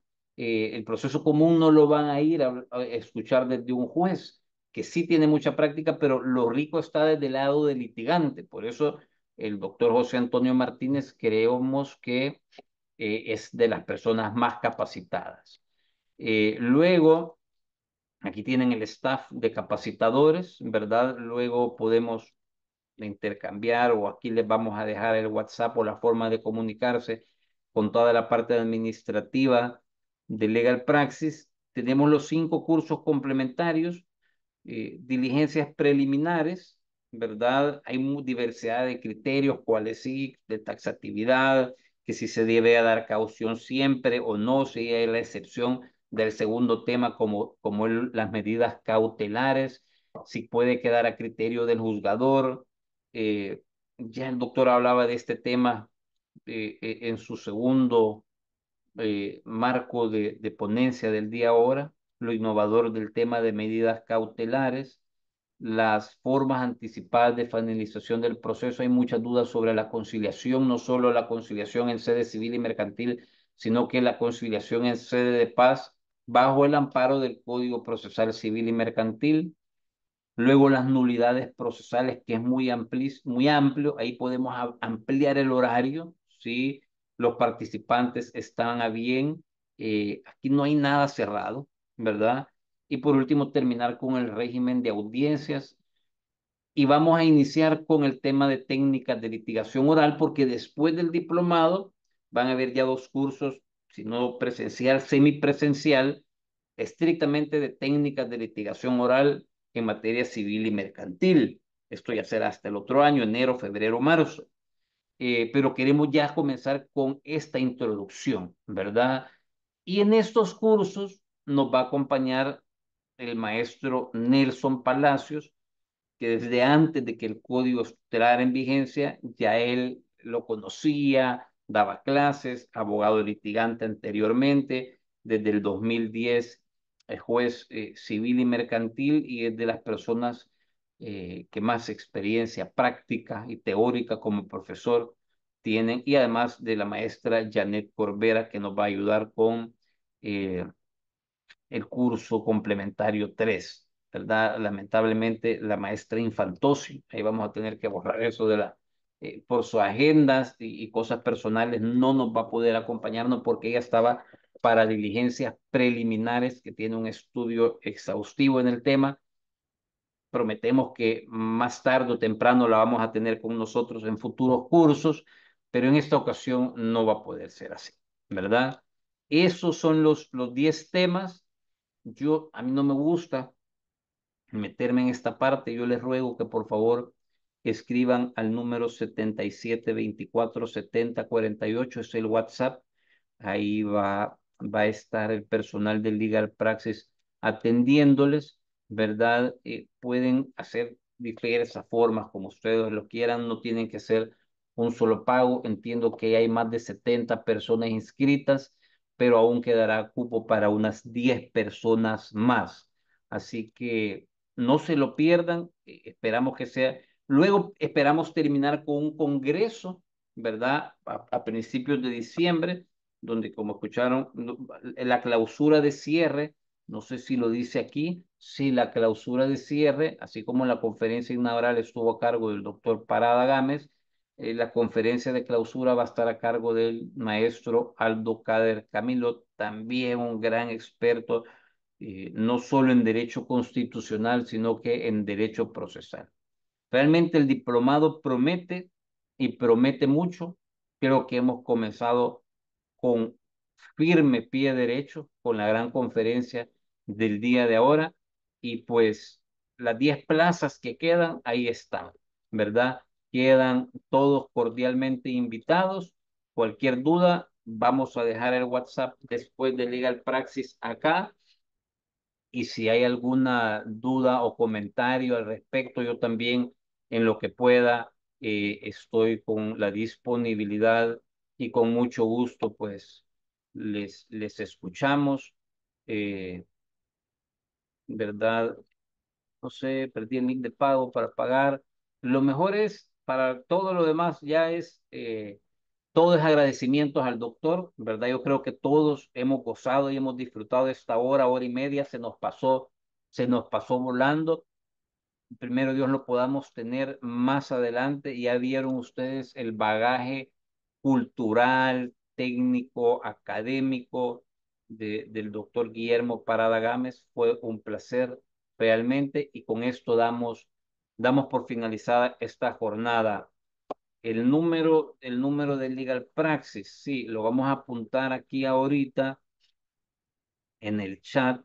Eh, Bien, no me lo puedo tampoco, entonces lo tengo que buscar, perdón, que no venía tan preparado, pero en unos segundos, con gusto se los compartimos. Es el 77247048, ¿verdad? No queremos demasiadas personas porque así se habilita mejor la participación de todos. Los capacitadores que quieran, porque no los podemos obligar, van a estar en los chats con el grupo, no para hacerles preguntas puntuales, porque muchos de ellos son jueces y no podrán resolver, pero sí de su tema, preguntas académicas, técnicas. Por lo menos en el tiempo que dure sus cursos, los vamos a invitar a formar parte de los chats que se hacen para que ustedes puedan también tener ese diálogo más directo, ¿verdad? En cuestiones meramente académicas y técnicas con cada uno de ellos. Este es un esfuerzo más que llevamos 3 años haciendo.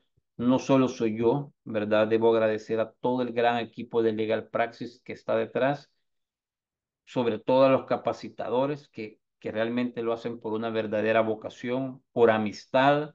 A todos se les aprecia y se les agradece mucho, pero sobre todo a ustedes. Todavía después hay 88 personas participando, tuvimos un nivel máximo casi de 150 participantes el día de ahora. Esto lo hacemos por ustedes, de verdad, amantes de la justicia, del derecho, de la academia, del aprendizaje, de seguir estudiando día con día, y pues no nos queda más que felicitarlos por ser tan excelentes abogados como son ustedes, ¿verdad? Con esto finalizamos. Tengan todos una feliz noche y nos vemos el día de mañana ya en la primera jornada del módulo 1, proceso declarativo común. Que descansen. Saludos.